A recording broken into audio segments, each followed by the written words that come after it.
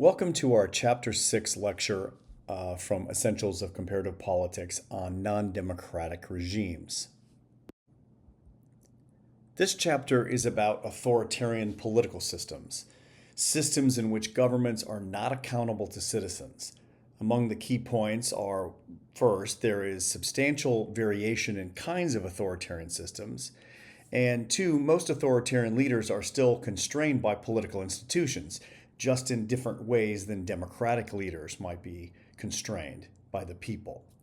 China, Iran, and North Korea are running examples, both because of their intrinsic importance and because of their complexity. So we'll be using them as examples throughout.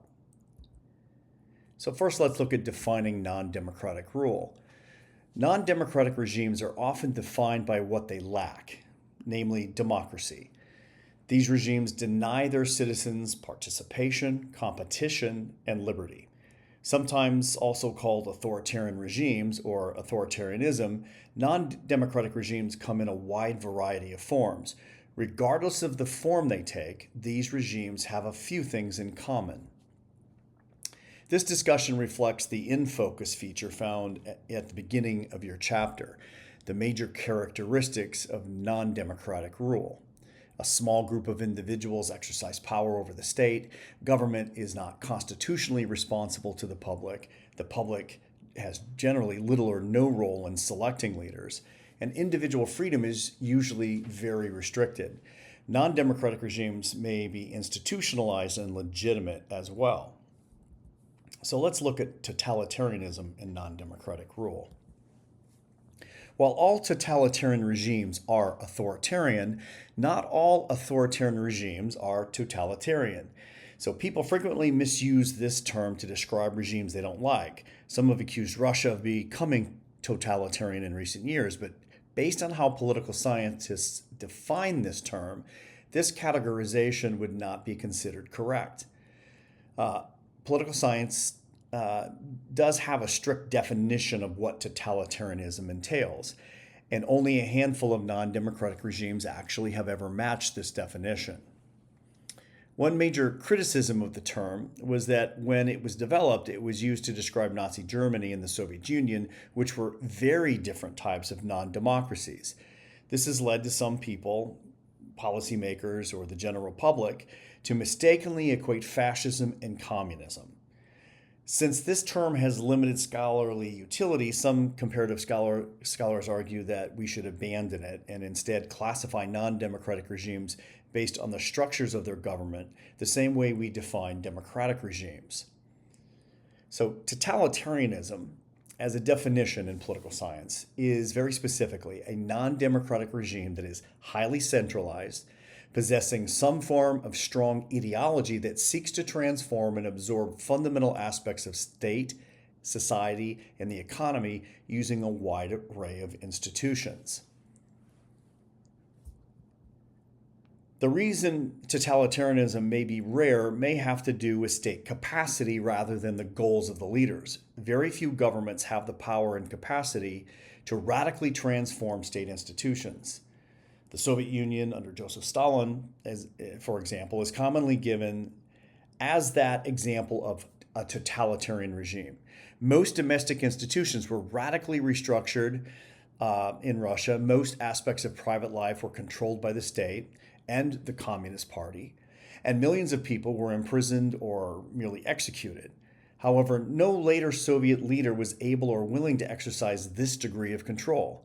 So following Stalin's death, the Soviet Union behaved much more like a traditional authoritarian regime and should not be defined as generally as totalitarian. So Putin's Russia, especially after its 2022 invasion of Ukraine, has been accused of being totalitarian once again. Supporters of this view might point out Russia's extreme media control, which has given the Russian public an inaccurate view of the conflict, or how the government is seeking to indoctrinate children by having them wear the letter Z in school, which is the symbol of this special operation in Ukraine. And some point out that Russia lacks a strong ideological focus, especially the idea of utopian transformation as it did under Stalinism, which was one of the key features of a totalitarian regime and the Soviet totalitarian regime under Stalin at the time. Again, if this term refers more to the capacity of non-democracy rather than the way of governance, it proves really little use to researchers seeking to understand non-democratic differences. So let's look at the origins and sources of non-democratic rule. Possible explanations for non-democratic rule, the process of modernization, the elites, the civil society, or lack thereof, international relations, and of course political culture could be possible explanations for why we have non-democratic rule. If we look at a lack of economic development, or what we call modernization, if there is a lack of modernization, this could undermine democracy. Modernization is necessary for the development of an urban, educated middle class with specific political, social, and economic interests that it can articulate and advance, helping to generate demands for democratic rule. The absence of a middle class is more likely to result in polarization between those few in power and a wider population that is weakly organized. Populism and extremist politics, viewpoints that tend to correlate with authoritarianism, tend to emerge in highly unequal societies. Alternatively, modernization can also lead to non-democratic rule. There are many historic and current examples of how economic development has proven disruptive to societies, triggering support for non-democratic leaders and/or leading to the overthrow of democratic governments. More recently, some have argued that ongoing urbanization in China may be reinforcing the regime itself, as people fear chaos otherwise. Egypt's 2011 protest wave was followed by a military coup, and the promise of stability was a key reason why many former protesters, at least initially, supported the new military regime. And non-democratic regimes can be poor or wealthy, but wealthier countries do seem to have a better chance at democracy. If countries such as Singapore and many Persian Gulf states are often cited as modern and economically advanced states, but also states that have highly institutionalized non-democracies. In fact, modernization seems to have reinforced traditional authoritarian leaders. So the UAE, the United Arab Emirates, is known for Dubai, perhaps one of the most modern and international cities in the Middle East, but the UAE is also an emirate, which is an Islamic monarchy practicing Sharia law. Recent wealth has seemed to reinforce these old regimes rather than to actually challenge them.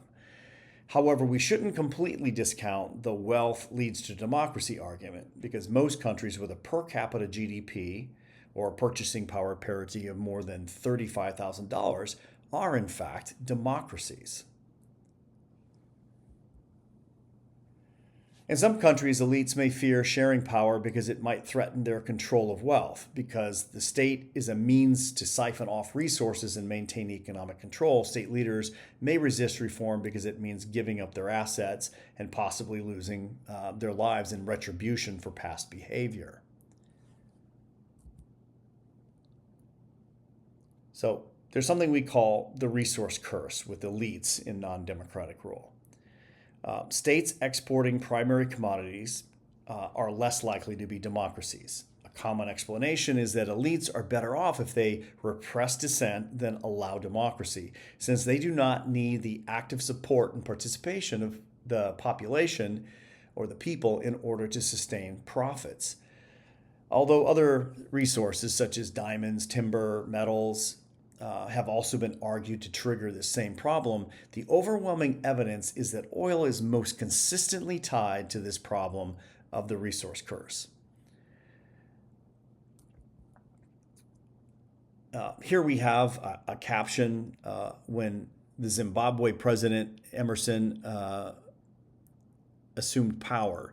He reopened the Morange diamond fields to a joint venture between a Chinese firm and the Zimbabwe government. Under former President Mugabe, the Chinese mining company had lost its control after accusations of financial impropriety. When Mugabe was ousted by the military, the joint venture was soon restored, and the close ties between the Zimbabwean military and the foreign economic actors were reestablished. National resources in Zimbabwe reinforce authoritarianism and really do little to alleviate poverty. So Zimbabwe, a non-democracy, which opened this chapter, in many ways is a classic example of this resource curse. Zimbabwe has considerable platinum and diamond resources, but most of its mining profits have gone to the military and to members of the elite leadership, particularly the president. In a country with widespread poverty, malnutrition, weak infrastructure, and a lot of health issues, Mugabe's inner circle has plundered an estimated $2 billion in the diamond trade alone. The elite were able to use this wealth to strengthen their political power, specifically funding the secret police and the military. These institutions are part of what Comparative is sometimes termed the coercive apparatus of the state, the institutions that allow the state to spy on their population and repress political challengers. To use the terms discussed in the later section, where we discuss non-democratic regimes and political control, these institutions allow the state to conduct surveillance and coercion and keep the population in line, basically through fear.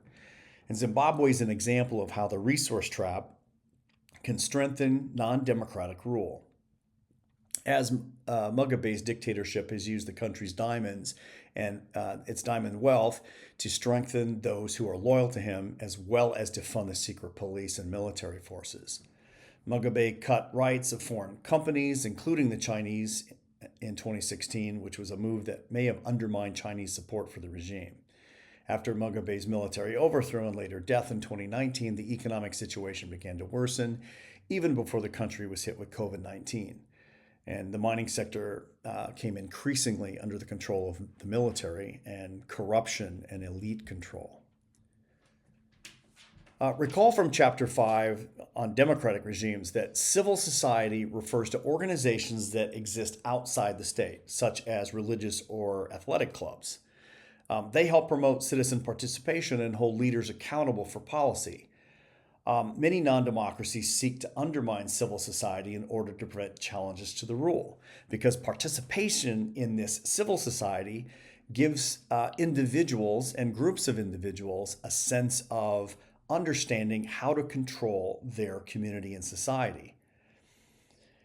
In addition, societies with significant ethnic, religious, or other social divides may find it difficult for people to band together to create organizations outside the state that these civil institutions would then kind of organize our life. And we don't need government to always be the organizing principle. Our civil society that we create ourselves creates this. So they may become victims to elite actors who seek to manipulate these divides for their own gains. Populism is a political view that does not rely on consistent ideology, but instead emphasizes hostility towards elites and established state and economic institutions. Non-democratic leaders who use populism may claim they are promoting greater power in the hands of the public, but they are actually using it to undermine any opposition who might challenge their power.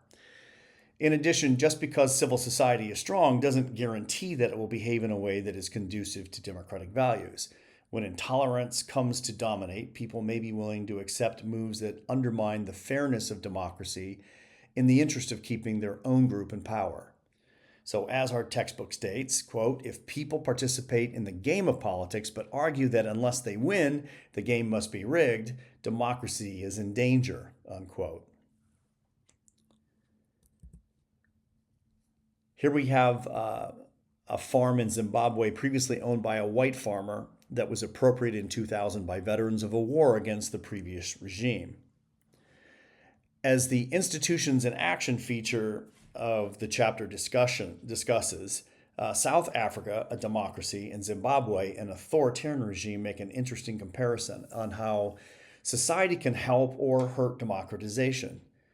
While some might point to differences in leadership, for example, Mandela and Mugabe were very different in their goals and tactics, at least some of the differences relate to the civil society, or the lack thereof, that supported the political leaders. South Africa was much more urbanized and industrialized, and its society had a high degree of ethnic, religious, and cultural diversity. And these societal features combine to create a diverse civil society, partnering with the ANC leadership, the party of Mandela, which led to more moderate political movements that sought inclusion rather than violence against the white minority government. Zimbabwe lacked such a strong and diverse civil society as partners in community. And the ZANU-PF party, as a result, became much more violent, exclusionary, and willing to use radical policy to punish those who were outside their group. So as your book points out, as ZANU-PF faced growing opposition in the 1990s, the government responded by seizing agricultural land held by white Zimbabweans, such as we see this farm in the picture above, that was owned by a white farmer and appropriated in 2000 by the veterans of the war against the previous regime. They arrested oppositional leaders, and killing or torturing hundreds of people took place.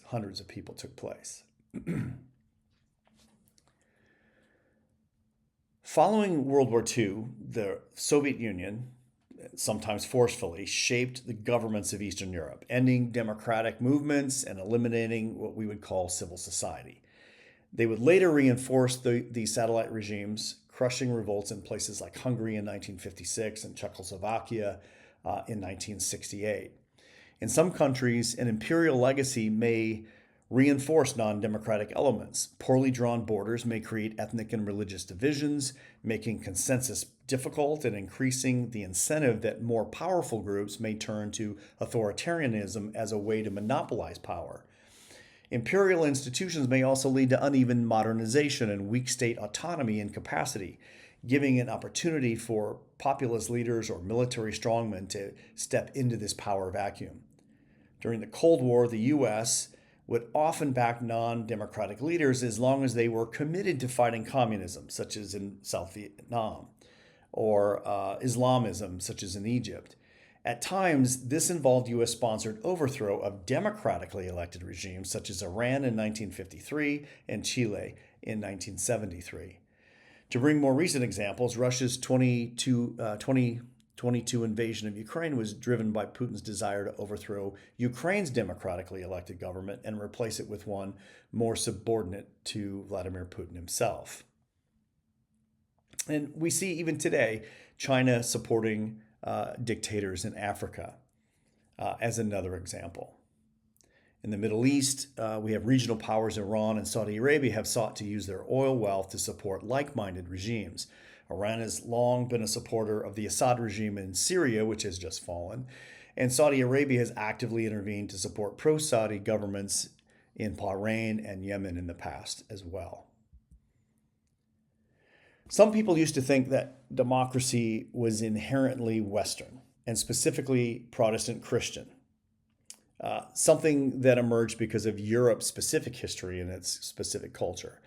As a result, it would be impossible or inappropriate to export democracy to other cultural contexts. This view is faded among academics, and today the people who tend to make this argument are mostly dictators seeking to justify their own rule. Because as democracy has spread to other regions of the world outside of Europe, other scholars emphasize that democracy is based on universal values of human dignity, the universal value of empowerment, values that transcend cultures. Examples of non-Western democracies would include, if we look to Asia, South Korea, Japan, Taiwan, Mongolia. In the Islamic world, we could look at Northern Cyprus and Tunisia from 2012 to 2021 when they were overthrown by a military coup. Or we can look at sub-Saharan. It may very well be that culture may shape the form of government a society adopts, the type of civil society that may emerge, that shapes the political institutions of the government, but does not sentence a society to be democratic or non-democratic. So let's look at political control in non-democratic regimes. If we look at figure 6.1 from page 192 in the chapter, this figure stresses that there is a lot of variation in regime type. Some non-democracies would be considered partially free, so repression isn't the only tool their government uses to maintain legitimacy. Some of their mechanisms of political control can generate legitimacy, not unlike that found in democratic systems. So this figure also demonstrates the argument made in an earlier slide on culture and democratic versus non-democratic rule. Democracy is concentrated in Europe, but it's no longer exclusive to it. The three main mechanisms of non-democratic control, coercion and surveillance, co-optation, and personality cults, are what we'll turn to now. Coercion is accomplished through the threat or use of force against the population with the goal of inspiring fear. While some regimes still rely on indiscriminate violence to inspire fear in the population, this sort of behavior has a high risk for the regime. Indiscriminate violence risks mobilizing more people. The more people you arrest or beat, the more friends and the more family members you impact. So many modern non-democracies prefer selective, targeted violence, such as arresting protest leaders rather than all the protesters.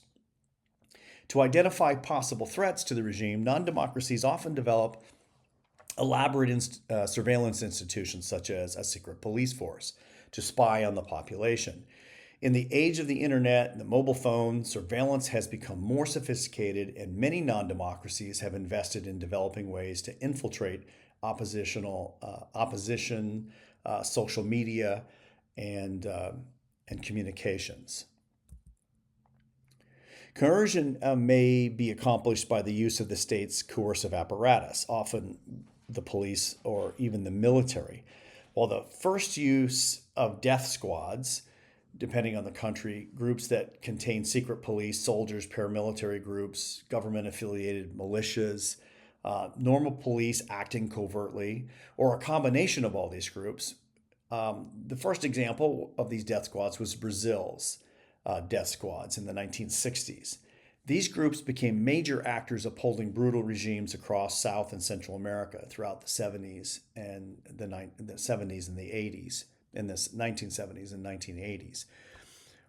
One example is Argentina's Dirty War from 1976 to 1983, which saw up to 30,000 people disappearing. These militia groups received technical and financial support from the United States as part of the Cold War anti-communist strategy, which was a common pattern across this region. This history gives us a good example of how international actors can reinforce non-democratic regimes and helps explain why tensions between the United States and many of these countries remains tense up to this day. While the transition to democracy has ended the practice of death squads in most Latin American countries, the practice has spread to non-democracies in Africa, the Middle East, and Asia. The book mentions a few famous examples in Egypt, Zimbabwe, and Syria. But there are others around the world as well, in places like Venezuela, for example, or in the Philippines. Your textbook also discusses Stalin's famous use of purges, but not all forms of repression are about state violence.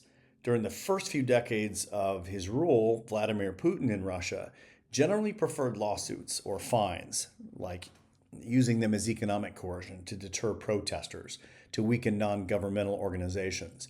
But since the invasion of Ukraine in 2022, political repression has increased and become more indiscriminate. State coercion and surveillance often go hand in hand. However, surveillance may also be thought of as its own tool of control, given that the fear of being watched might be enough to change the public's behavior. Let's talk about co-optation. The main idea of co-optation is providing benefits to the population as a way to increase regime loyalty and/or legitimacy for the state. More details on corporatism and clientelism appear in the following slides, which we'll talk about. Although co-optation may appear in democracies as well, these societies are often suspicious of this behavior, as it may be seen as corruption and/or favoritism, which are seen contrary really to the democratic process. As a result, it appears more often and is more obvious in non-democratic regimes. Corporatism is an essential part of totalitarianism, and so it is present in many communist regimes. However, even authoritarian regimes may practice this behavior. During the military regimes of the 1970s, Spain and Portugal organized all business and labor interests into what they called syndicates that were loyal to the ruling party. In Cuba, as in most communist countries, all labor is organized under a single union directly controlled by the state. All independent labor unions are, in fact, illegal. China's government controls all labor unions as well and regulates all environmental and women's groups, allowing only those favorable to governmental policy to actually exist. And the state also controls appointment of Islamic and Buddhist religious leaders and has created special organizations, the Chinese Patriotic Catholic Association, for example, which operates independently from the Catholic leadership in Rome and supervises all of China's Catholic groups. So corporatism is this method in which non-democratic regimes attempt to solidify their control over the public by creating or sanctioning a limited number of organizations to represent the interests of the public and restrict those not set up or approved by the state.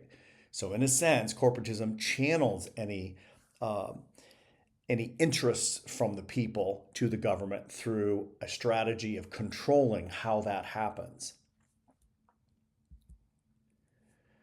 While corporatism is somewhat more of a social or non-material tactic, the concept of clientelism is almost solely an economic or material tactic. Rent seeking is a process by which political leaders rent out parts of the state to their patrons, often for political favors or for support. These patrons to the state, as a result, control public goods that would otherwise be distributed in a non-political manner. At the beginning of this chapter, it details some of the issues of Zimbabwe, which is often cited as a kleptocracy. It was also introduced in the slideshow when we were discussing that resource curse. And this is a way of having a form of clientelism. In Russia, a highly influential group of businessmen known as the oligarchs control many firms connected to the state. While the original group of oligarchs became successful during the unregulated economics of the 1990s under President Yeltsin, the current group of oligarchs have close ties to Vladimir Putin and actively work to support his political goals. Natural gas Roman Abramovich, also famous as the owner of the Chelsea football team, has used his economic resources to support Putin's policies. In contrast, former oligarchs that became regime critics, such as Mikhail Khodorkovsky, have often found their resources confiscated by the Russian state. Personality cults. This idea, first used to describe Stalin and his rule in the former Soviet Union, personality cults have also been used to describe a number of other leaders, including Venezuela's Hugo Chavez, China's Mao, and even Xi Jinping today, Iran's supreme leader, and Russia's Vladimir Putin. If coercion often relies on a state's military power and co-optation on its economic reach, then a personality cult uses the social tools at its disposal: state-run media, and the government-paid artists and marketing planners. Historical examples, as well as Iran, Russia, and China, are detailed in your book. One example, North Korea possesses one of the world's really most developed personality cults. Kim Il-sung, inspired by Stalin's Soviet Union, first developed this cult, calling himself Great Leader, and beginning a massive media and monument-building campaign. State-run television, radio, and bulletins provided a steady stream of quote-unquote news that venerated him to this, to have mythical qualities, and that the Kim family had these mythical qualities. And artists were deployed to design propaganda that links the leader to the traditional symbols of Korean nationhood and its identity.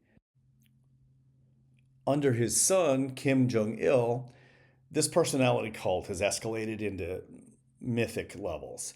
According to North Korean media, Kim Jong-il did a number of amazing things. The first time he bowled, Kim Jong-il scored a perfect 300. Similarly, in his first ever round of golf, he had 5 holes in one for a 38 under par round. On the day he was born, there was a perfect double rainbow and a new star in the sky. He learned to talk when he was 8 weeks old, and while he was in college, he wrote 1,500 books and 6 full-length operas, better than any other in the history of music. So in comparison, the background of the newest Kim Jong-un, is still being developed, but he is referred to as the shining sun in North Korean propaganda. Kim Jong-un is apparently a bit sensitive about his ears, and they are frequently photoshopped, often poorly in official pictures.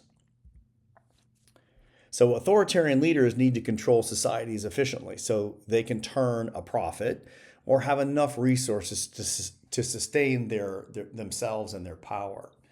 So the means of control, the coercion or the co-optation or building a personality cult are ways in which non-democratic regimes can sustain themselves. So let's look at the models of non-democratic rule, where we have types of non-democracies. We have personal or monarchical rule, military rule, one-party rule, theocracy, and other types of illiberal regimes.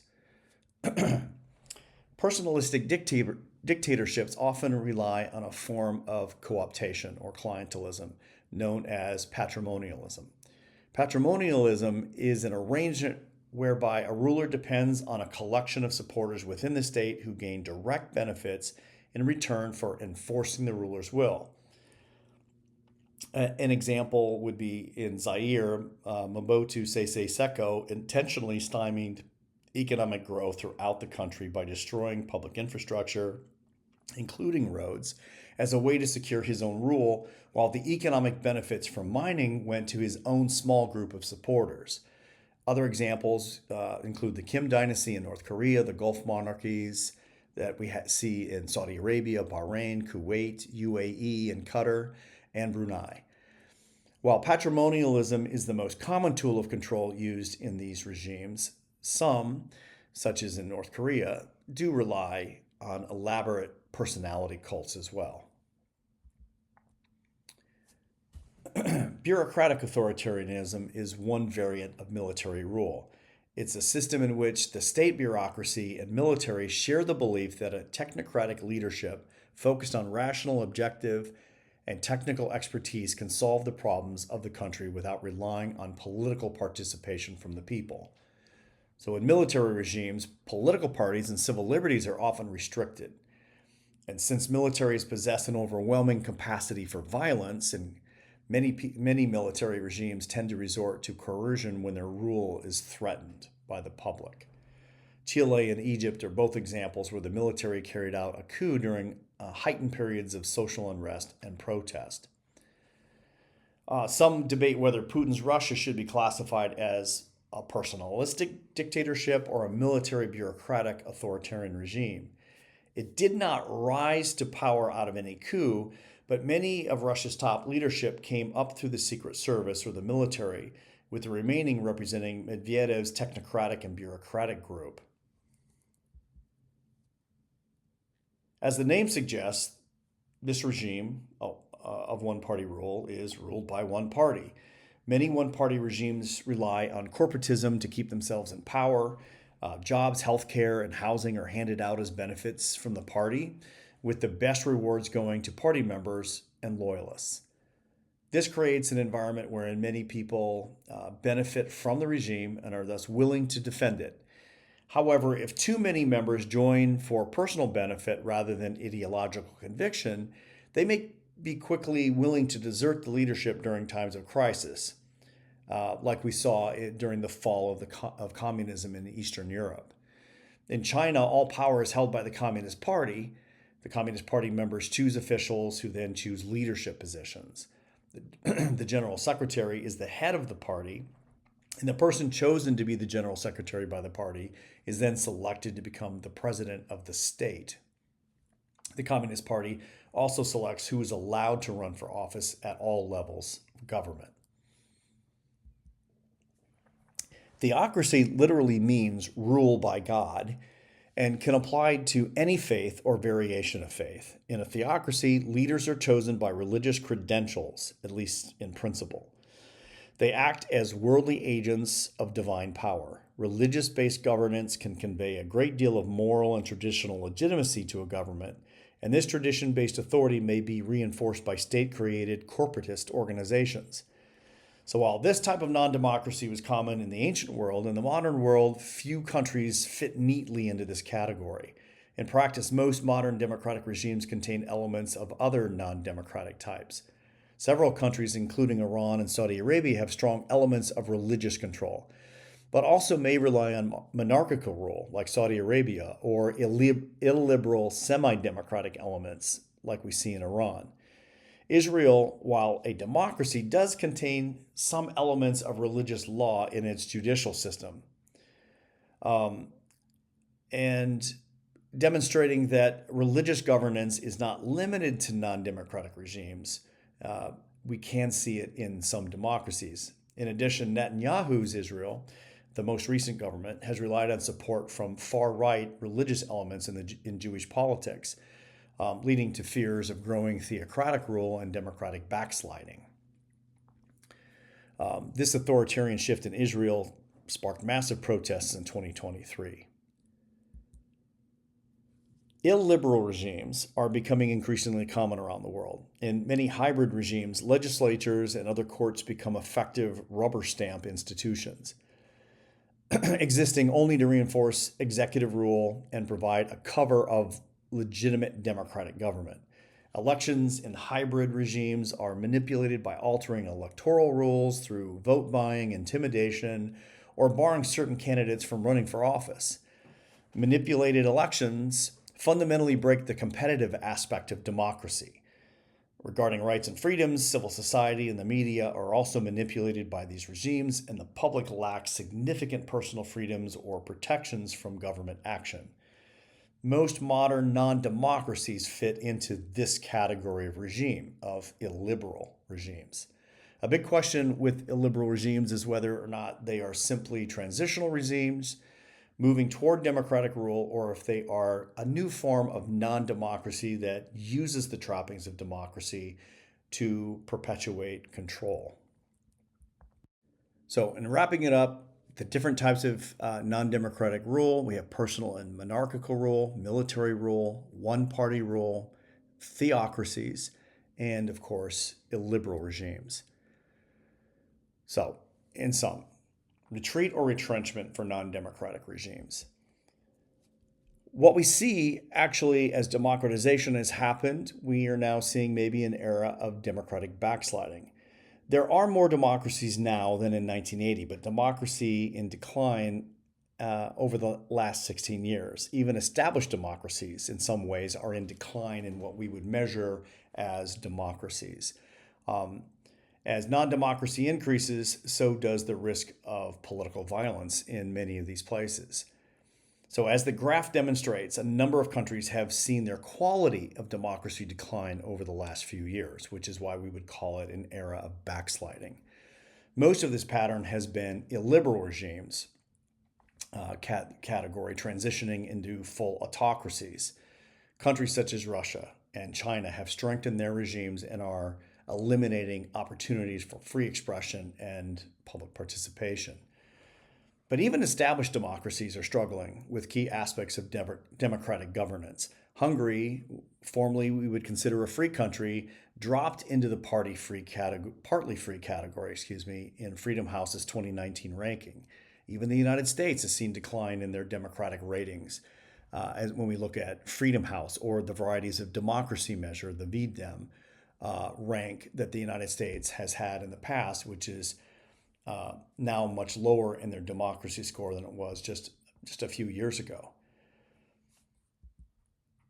So, in summary, non-democracies refer to a broad category of states. The upheaval of modernization, elite resource control, societal structures, international actors, and culture may reinforce democratic rule.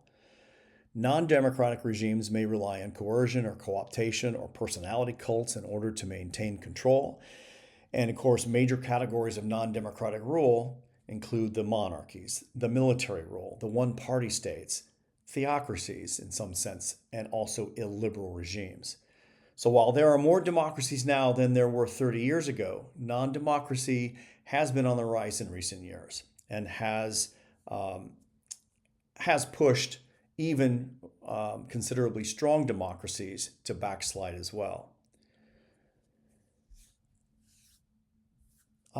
Here's a good question. As Michael Ross in 2015 notes, no country with high levels of oil and gas have successfully transitioned to democracy since 1960.